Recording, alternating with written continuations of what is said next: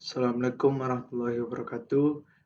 Perkenalkan, nama saya Hafiz Julio Salri, biasa dipanggil Hafiz, dengan nomor BP 19 11 072 032. Baiklah, saya dari kelas 2B D4 Telkom. Pada kesempatan kali ini, saya akan mempresentasikan laporan praktek elektronika komunikasi tentang simulasi pemancar dan penerima frekuensi modulation atau FM menggunakan software LabVIEW. Baiklah, dengan dosen pembimbing saya yaitu yang pertama Bapak Aprinal Adila Asril STMkom, yang kedua Ibu Dery Latika Herda STMT. Baiklah, pada kesempatan kali ini dengan judul percobaan simulasi pemancar dan penerima frekuensi modulation atau FM menggunakan software LabVIEW. Yang pertama akan saya presentasikan yaitu tujuan percobaan saya. Tujuan percobaan yang pertama yaitu mampu mengoperasikan software LabVIEW dalam pembuatan simulator sistem pemancar dan penerima frekuensi modulation. Tujuan yang kedua yaitu mampu memahami prinsip kerja dan proses teknik modulasi dan demodulasi frekuensi modulation. Yang ketiga, mengamati pengaruh atau hasil sinyal output yang diperoleh jika informasi berupa sinyal input sinusoidal atau suara terkena noise AWGN maupun tidak terkena noise AWGN. Yang keempat, menganalisa sinyal yang dikirimkan dan diterima, serta pengaruh sinyal pada kanal AWGN atau additive weight Gaussian noise. Dan selanjutnya itu teori penunjang. Frekuensi modulation atau yang disingkat FM adalah proses penumpangan sinyal informasi pada sinyal pembawa carrier. Jadi dalam FM, bentuk sinyal pembawa atau carrier itu gelombangnya mengikuti perubahan sinyal informasi. Jika sinyal pembawa diselipkan, maka frekuensi gelombang pembawa akan naik menuju harga maksimum dalam arah positif. Kemudian frekuensi gelombang pembawa akan turun kembali menuju nilai frekuensi aslinya sesuai dengan nilai amplitude sinyal pemodulasi yang menuju nol. Di sini pada gambar pertama dapat dilihat ada blok diagram modulasi FM. Pada blok integrator memperkuat sinyal arus searah atau DC maupun arus bolak-balik atau AC. Pada blok narrowband pas modulator, sinyal pemodulasi digunakan untuk membangkitkan sinyal FM. Dalam komunikasi radio, narrowband pass modulator atau saluran pita sempit adalah saluran di mana bandwidth pesan secara signifikan tidak akan melebihi bandwidth koherensi saluran. Artinya bahwa saluran yang dipertimbangkan cukup sempit sehingga respon frekuensinya dapat dianggap konstan. Oleh karena itu, bandwidth pesan akan lebih kecil dari bandwidth koherensi saluran. Pada pemancar, modulasi yang menghasilkan deviasi fasa maksimum yang sangat besar digunakan dalam hubungannya sebagai amplitude yang konstan. Hasil amplitude konstan ini berisi pembawa dan komponen sinyal informasi atau sinyal suara dapat ditransmisikan. Pada penerima, loop terkunci fase pita sempit digunakan untuk demodulasi. Loop demodulasi ini secara koheren melacak komponen pembawa dan menghilangkan masalah thresholding yang biasanya dihadapi. Thresholding merupakan batasan yang diberikan pada sinyal yang muncul saat sinyal telah melalui batasan sinyal tersebut itu sendiri. Sinyal yang masuk pada selang threshold tersebut akan masuk ke dalam proses perhitungan. Pada blok diagram frekuensi multiplier atau pengalih frekuensi adalah rangkaian elektronik yang menghasilkan sinyal keluaran yang frekuensi keluarnya merupakan pembentukan dari frekuensi masuknya. Pengganda frekuensi ini terdiri dari rangkaian nonlinear, yang mendistorsi sinyal input dan akibatnya menghasilkan harmonisa atau bentuk sinyal input. Bersama sinyal FM dapat dilihat sebagai berikut pada gambar 2, di mana di sini terdapat sinyal termodulasi FM, amplitudo maksimum sinyal pembawa, indeks modulasi FM, frekuensi sudut sinyal pembawa dalam satuan radian per detik, frekuensi sudut sinyal pemodulasi dalam radian per detik. Seperti gambar di bawah ini, sesuai dengan namanya, sinyal FM mengalami perubahan pada frekuensinya, sedangkan amplitudenya konstan. Pada gambar 3 dapat dilihat sinyal termodulasi FM. Pada garis pertama kalian dapat melihat sinyal pembawa atau karir. Pada gambar kedua dapat dilihat sinyal informasi. Pada pada baris ketiga dapat dilihat sinyal FM-nya sendiri. Sinyal termodulasi frekuensi ditunjukkan oleh gambar pada bagian paling bawah. Dari gambar terlihat bahwa sinyal FM mengalami frekuensi yang berubah sesuai dengan perubahan sinyal message. Modulasi frekuensi merupakan proses modulasi yang bersifat nonlinear. Akibatnya, tidak seperti pada modulasi amplitude. Spektrum dari sinyal FM tidak dapat dinyatakan secara sederhana, menyangkut hubungannya dengan sinyal pemodulasi atau message. FM memiliki rentang frekuensi antara 88 MHz sampai 108 MHz, sehingga dikategorikan sebagai very high frequency. Sedangkan panjang gelombangnya adalah di bawah 1000 kHz, sehingga jangkauan sinyalnya tidak jauh. Modulasi frekuensi memiliki bandwidth yang lebih lebar daripada modulasi amplitudo sehingga bisa menghasilkan suara stereo dengan menyatukan beberapa saluran audio pada satu gelombang karir. FM memiliki keuntungan dibanding AM, yaitu lebih tahan terhadap gangguan, sehingga dipilih sebagai modulasi standar untuk frekuensi tinggi sehingga potensi gangguan jauh lebih kecil, atau kualitas bisa menjadi lebih baik dan daya yang dibutuhkan lebih kecil. Selanjutnya, demodulasi FM. Demodulasi merupakan kebalikan dari modulasi, yang berarti pemisahan sinyal informasi dari sinyal karir atau sinyal pembawa menjadi ke bentuk semula. Modulasi adalah proses reversibel ekstraksi pesan dari bentuk gelombang bantalan informasi yang dihasilkan oleh modulator diakomodasi oleh demodulator.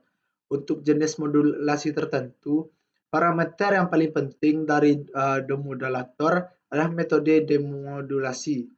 Ada berbagai teknik. Yang paling penting dari demodulator adalah metode demodulasi.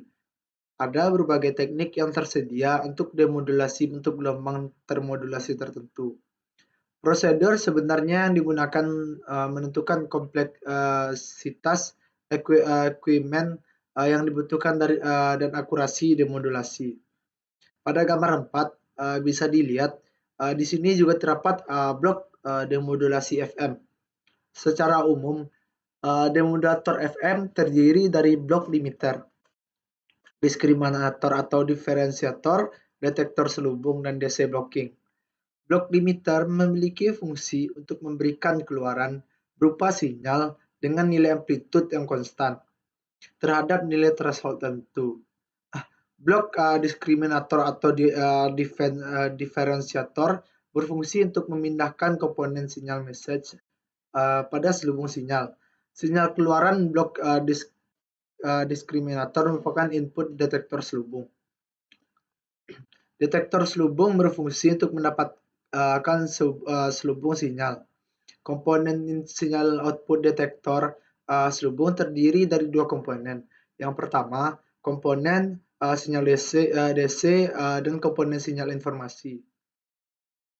Komponen sinyal DC dapat dihilangkan dengan melewatkan sinyal pada blok DC blocking, sehingga didapatkan keluaran sinyal informasi. Selanjutnya, indeks modulasi. pada modulasi frekuensi sinyal, pembawa diubah-ubah sehingga besarnya sebanding dengan besarnya amplitudo sinyal pemodulasi. Sedangkan laju perubahan frekuensinya sama dengan frekuensi sinyal pemodulasi. Semakin besar amplitude sinyal pemodulasi, maka semakin besar pula frekuensi sinyal termodulasi FM. Besar selisih antara frekuensi sinyal termodulasi FM pada suatu saat dengan frekuensi sinyal pembawa disebut dengan deviasi. Apa itu deviasi? Deviasi frekuensi maksimum didefinisikan sebagai selisih antara frekuensi sinyal termodulasi tertinggi dengan terendahnya. Indeks modulasi FM atau beta merupakan perbandingan antara deviasi frekuensi maksimum dengan frekuensi sinyal pemodulasi. Di sini bisa dilihat rumusnya, dan yang selanjutnya yaitu kanal AWGN atau Additive White Gaussian Noise.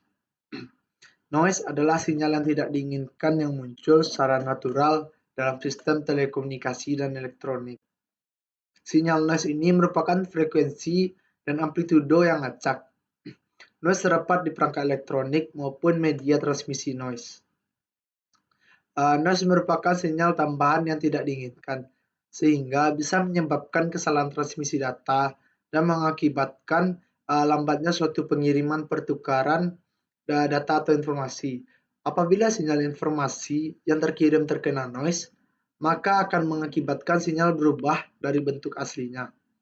Pada sistem komunikasi, umumnya digunakan kanal gelombang kontinu.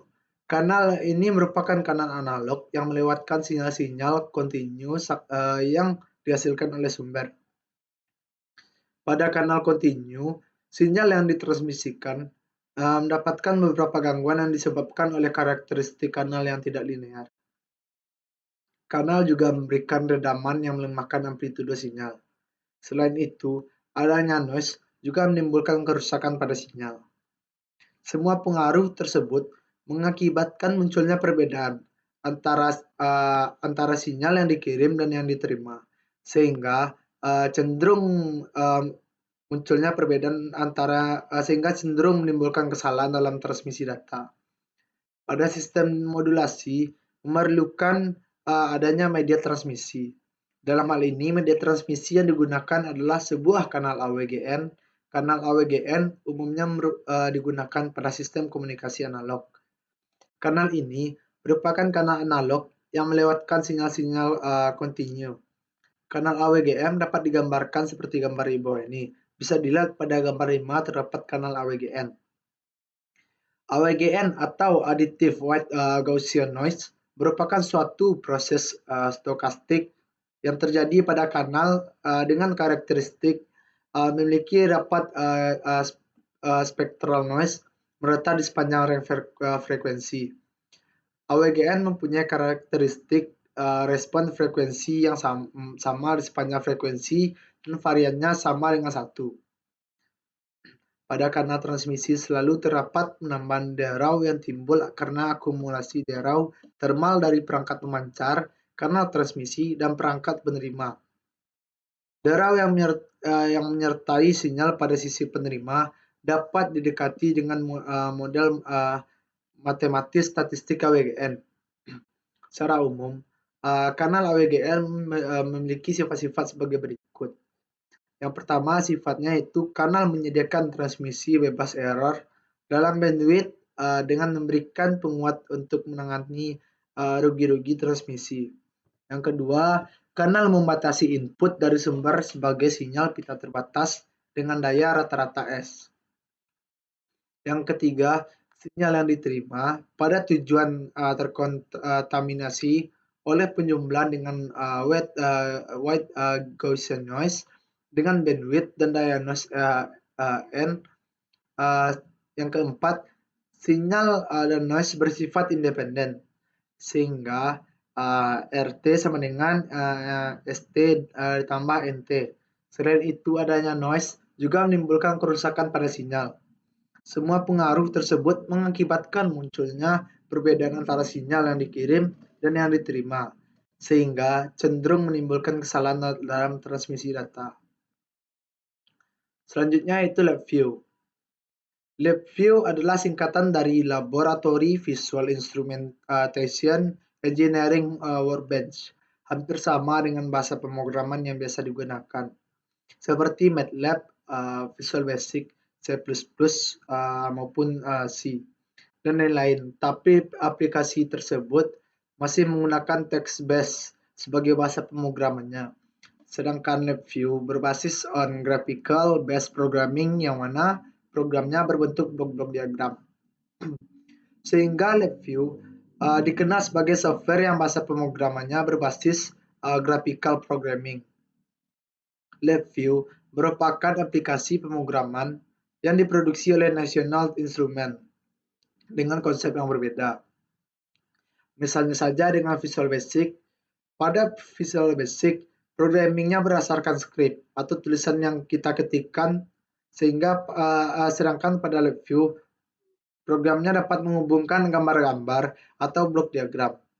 LabVIEW lebih fokus pada measurement dan testing.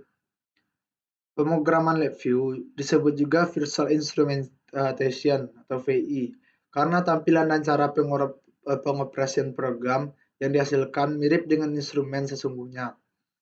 LabVIEW mempunyai daftar perpustakaan atau library, contoh program aplikasi seperti data akuisisi, GPIB atau General Purpose Interface Bus, dan kontrol instrumen serial, analisis data, presentasi data, dan penyimpanan data.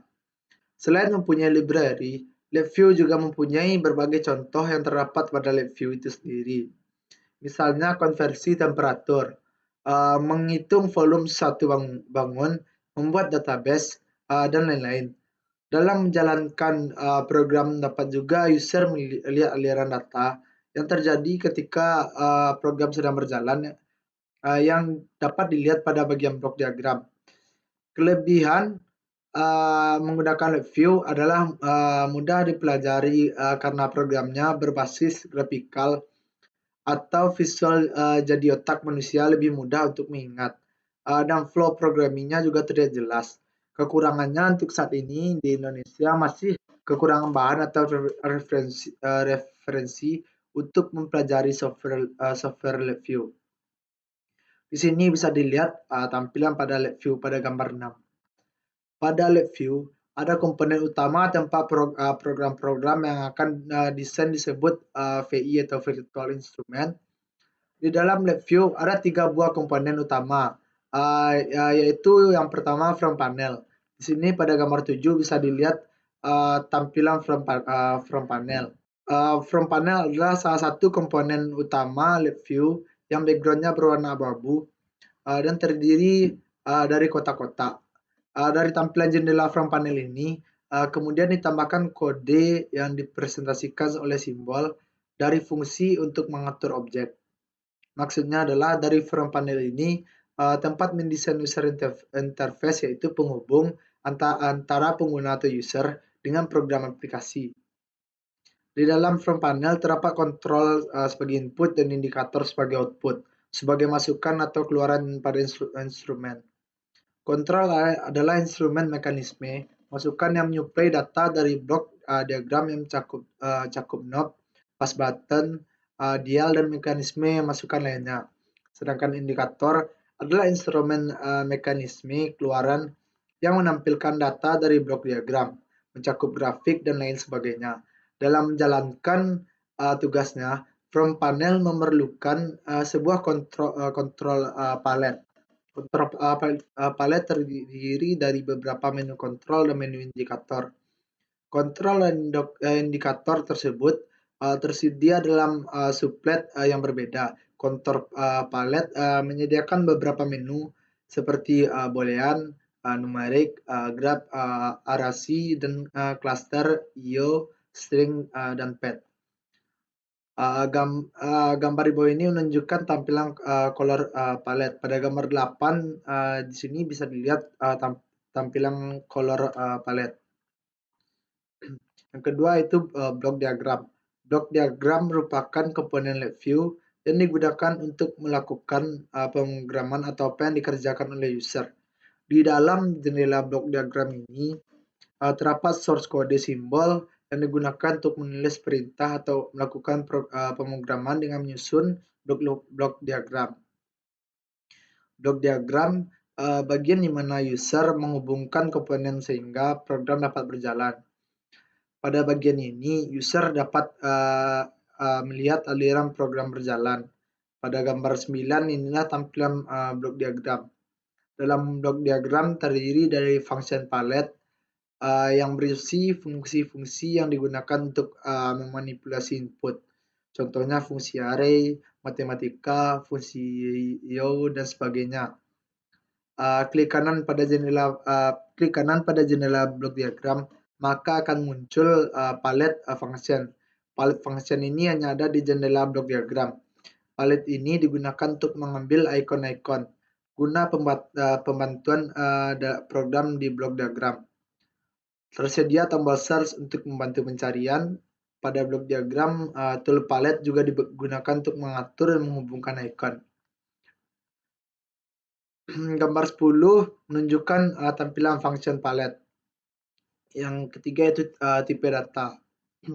Dalam membuat sebuah program, aplikasi, atau virtual instrument, harus diperhatikan tipe data tiap simbol agar data flow dapat berjalan semestinya. Tipe data yang tersedia yaitu numerik, boolean, dan string. Tipe data dari sebuah simbol dapat diketahui dari warna node atau warna kabel ketika dihubungkan ke simbol lainnya. Untuk tipe data numerik ditandai dengan warna oranye atau untuk bilangan float atau biru untuk bilangan integer.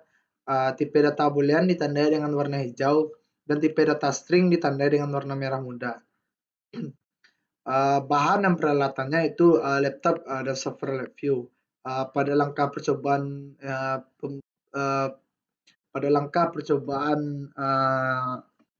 jalannya aplikasi LabVIEW adalah yang pertama diinstal dulu software LabVIEW-nya.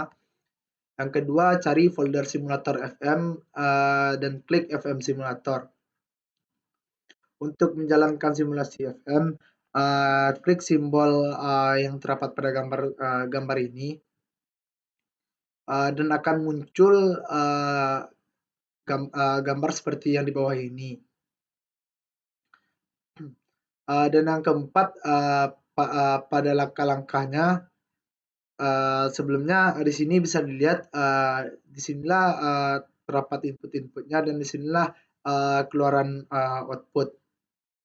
Yang keempat, noise AWGN, inilah langkah kerjanya. Yang keempat, noise AWGN off, berikan frekuensi informasi 1 kHz dengan amplitudo 1 VPP dan berikan sinyal pembawa atau karir 10 kHz dengan deviasi 5 kHz. Amati sinyal keluaran pemancar FM dan penerima FM dan spektrum frekuensinya. Buktikan indeks modulasi yang dihasilkan simulasi dengan rumus dan bandwidth. Yang keempat ini bisa dilihat pada data percobaan. Di sini ada per spektrum yang di sini bisa dilihat per spektrumnya, demodulasi dan sinyal outputnya. Dan inilah domain frekuensinya, domain frekuensi, dan di sini data Excel pada langkah 4 tersebut. Selanjutnya pada kelima, naikkan tegangan informasi 5 FVP, 10 FVP, 15 FVP, dan 25 FVP.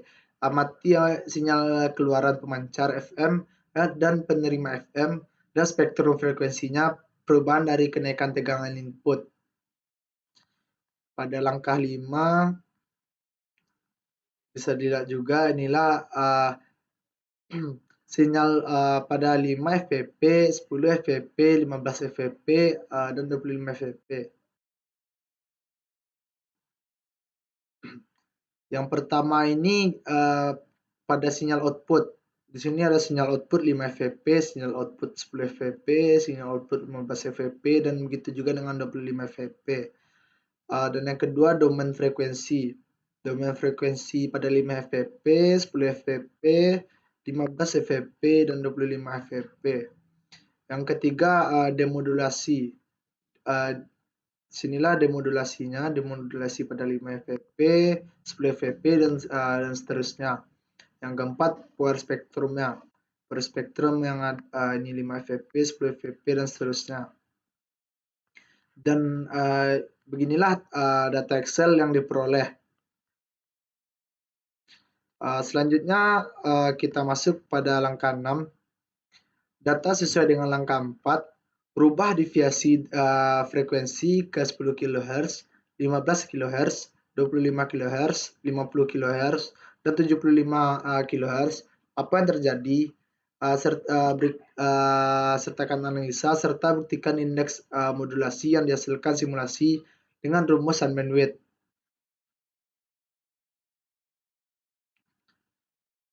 Pada langkah ke-6 ini bisa dilihat beginilah yang pertama itu tadi ada sinyal output, domain frekuensi, demodulasi, dan pemancar FM. Yang keempat itu power spectrum. Beginilah data Excel-nya. Pada analisa kita akan bahas pada langkah terakhir. Yang ketujuh, sesuai dengan langkah 4, 5, 6, hidupkan noise AWGN, berikan noise AWGN 1, 50, 75, 100, 200, dan 500.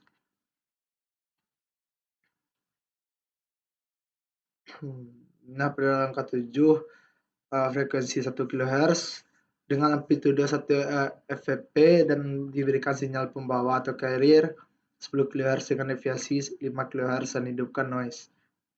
Nah, di sini bisa dilihat gambarnya. Sinyal yang terkena noise. Tegangan informasi sebesar 5 fp. Tegangan informasi 5 fp dan berikan noise AWGN pada 1 M. Di sini bisa lihat noise, demodulasi, tegangan informasi 5 fp dan berikan noise AWGN sebanyak 50. Sini ada noise, beginilah demodulasinya. Selanjutnya tegangan informasi 5 fp dan berikan noise AWGN 75. Sini bisa lihat noise-nya, demodulasinya. Selanjutnya tegangan informasi 5 fp dan berikan noise AWGN 100. Saya lihat noise dan demodulasi. Selanjutnya tegangan informasi 5 fp dan berikan noise AWGN 200. Sini juga bisa lihat noise-nya dan demodulasinya. Dan selanjutnya tegangan informasi 5 fp dan berikan noise AWGN 500. Sini noise-nya bisa kita lihat banyak sekali dan demodulasinya. Selanjutnya tegangan informasi sebesar 10 fp. Tegangan informasi sebesar 10 fp dan memberikan noise AWGN 1 pada 1 M. Sini bisa lihat noise dan demodulasinya. Selanjutnya tegangan informasi sebesar 10 fp dan memberikan noise AWGN sebanyak 50. Sini juga bisa dilihat gambarnya. Selanjutnya tegangan informasi sebesar 10 fp dan memberikan noise AWGN 75 M. Bisa dilihat juga. Selanjutnya tegangan informasi sebesar 10 fp dan berikan noise AWGN pada 100. Dan selanjutnya tegangan informasi sebesar 10 fp dan berikan noise AWGN 200. Selanjutnya tegangan informasi sebesar 10 fp dan berikan noise AWGN pada 500. Selanjutnya tegangan informasi 15 fp. Tegangan informasi sebesar 15 fp memberikan noise AWGN 1 M. noise, dan selanjutnya demodulasi. Dengan informasi sebesar 15 fp dan berikan noise LGN 50. Bisa dilihat perbedaannya. Di sini gelombangnya renggang-renggang, dan pada demodulasi LGN 50 sini gelombangnya cukup rapat. Selanjutnya tegangan informasi sebesar 15 fp dan berikan noise LGN 75. Di sini bisa dilihat noise demodulasinya. Yang selanjutnya tegangan informasi sebesar 15 fp dan berikan noise LGN 100. Sini juga bisa dilihat noise dan demodulasinya. Selanjutnya tegangan informasi sebesar 15 fp dan berikan noise WGN 200. Sini juga bisa dilihat noise dan demodulasinya. Selanjutnya tegangan informasi sebesar 15 fp dan berikan noise LGN 500. Bisa dilihat noise dan demodulasinya. Selanjutnya untuk tegangan informasi sebesar 25 fp. Sini bisa dilihat. Dan defisiasi frekuensi ke 10 kHz dan berikan noise AWGN. Noise AWGN 1 dan demodulasi. Ini saya lihat gambarnya, noise AWGN 50 dan demodulasi. Noise AWGN 75 dan demodulasi. Noise AWGN 100 dan demodulasi. Noise AWGN 200 dan demodulasi. Noise AWGN 500 dan demodulasi. Dan sini defisiasi frekuensi ke 15 kHz dan berikan noise AWGN. Pada frekuensi 15 noise AWGN 1 dan demodulasi. Selanjutnya noise AWGN 50 dan demodulasi. Selanjutnya noise AWGN 75 dan demodulasi. Selanjutnya noise AWGN 100 dan demodulasi, dan begitu juga noise AWGN 200 dan demodulasi. Dan di sini saya dilihat juga noise AWGN 500 dan demodulasi. Selanjutnya defisiasi frekuensi ke 25 kHz memberikan noise AWGN. Noise AWGN 1 dan demodulasi. Dan selanjutnya noise AWGN 50 dan demodulasi. Noise 75 dan demodulasi, juga noise WGN 100 dan demodulasi, dengan noise WGN 200 dan demodulasi, noise WGN 500 dan demodulasi. Selanjutnya defisiasi frekuensi ke 50 kHz dan berikan noise WGN. Sinilah pada 50 kHz. Sini bisa pada noise dan demodulasinya. Noise AWGN 50 dan demodulasi. Noise AWGN 75 dan demodulasi. Bisa dilihat di bawahnya noise AWGN 100 dan demodulasi. Selanjutnya noise AWGN 200 dan demodulasi. Ya, noise AWGN 500 dan demodulasi. Defisiasi frekuensi ke 75 kHz dan berikan noise AWGN. Ini sama seperti tadi, noise AWGN 1 dan demodulasi. Yang kedua noise AWGN 50 dan demodulasi. Yang selanjutnya noise AWGN 100 dan demodulasi. Dan lagi noise AWGN 200 dan demodulasi. Selanjutnya noise AWGN 500 dan demodulasi. Baiklah, inilah analisa untuk langkah analisanya. Dengan melakukan percobaan atas simulasi pemancar dan penerima FM dengan menggunakan software LabVIEW 2019, serta diperoleh data dan perbandingannya yang tertera pada data percobaan.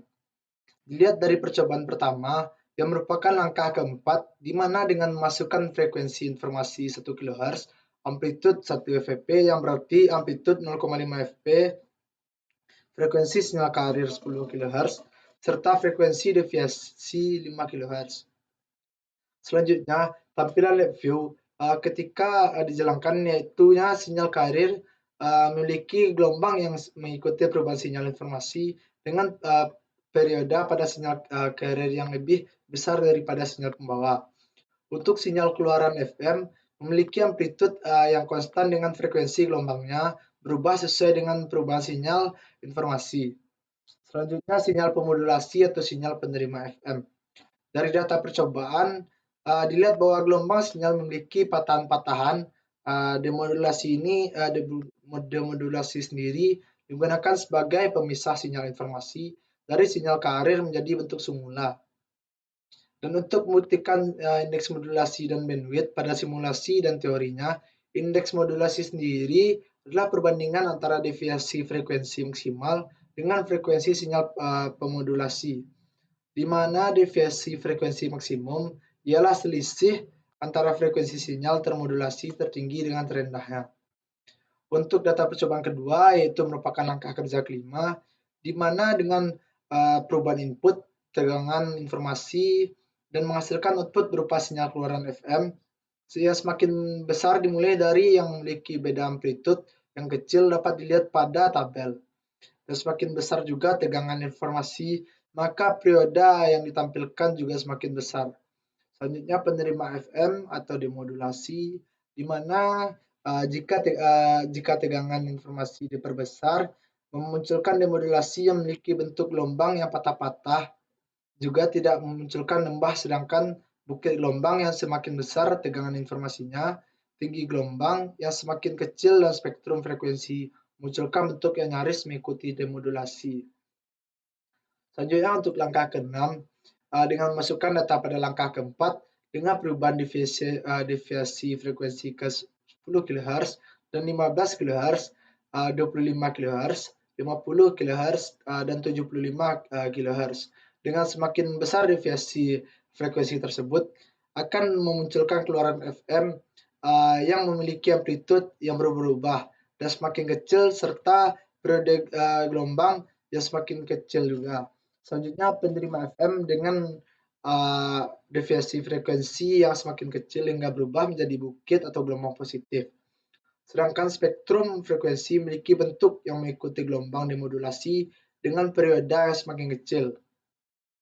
Baiklah, langsung saja pada kesimpulannya. Kesimpulan yang pertama, pada percobaan didapatkan bahwa dari percobaan 4 sampai 6 tanpa mengaktifkan WGN dihasilkan sinyal modulasi yang sesuai pada pernyataan secara teori, yang mana frekuensi modulasi atau penumpangan sinyal carrier yang akan mengubah frekuensi dari sinyal pembawa atau carriernya. Untuk sinyal keluaran FM memiliki amplitude yang berubah dengan pengaruh dari frekuensi pemodulasi serta tegangan informasi. Sedangkan dengan frekuensi gelombangnya berubah sesuai dengan perubahan sinyal informasi. Yang kedua, noise adalah sinyal yang tidak diinginkan, yang muncul secara alami, yang mana noise ini menyebabkan kesalahan transmisi data dan mengakibatkan lambatnya suatu pengiriman pertukaran data atau informasi. Pada yang kesimpulan yang ketiga, pada percobaan ketujuh, dengan meniru atau mengulang semuanya dari percobaan keempat sampai 6, dan hanya mengaktifkan mode WGN atau noise, didapatkan bahwa semua hasil gelombang penerima FM itu mengalami gangguan atau perubahan. Namun pada WGN 1, semua gelombang penerima FM hanya sedikit mengalami perubahan dan hanya terdapat perubahan kecil. Hanya sedikit mengalami perubahan, hanya terdapat perubahan kecil. Yang keempat, di sini dapat kita ketahui bahwa salah satu keunggulan modulasi FM adalah lebih tahan daripada noise. Baiklah, mungkin hanya itu yang bisa saya presentasikan. Saya tutup presentasi saya. Jika ada kesalahan, mohon dimaafkan. Wabillahi taufiq wal hidayah. Assalamualaikum warahmatullahi wabarakatuh.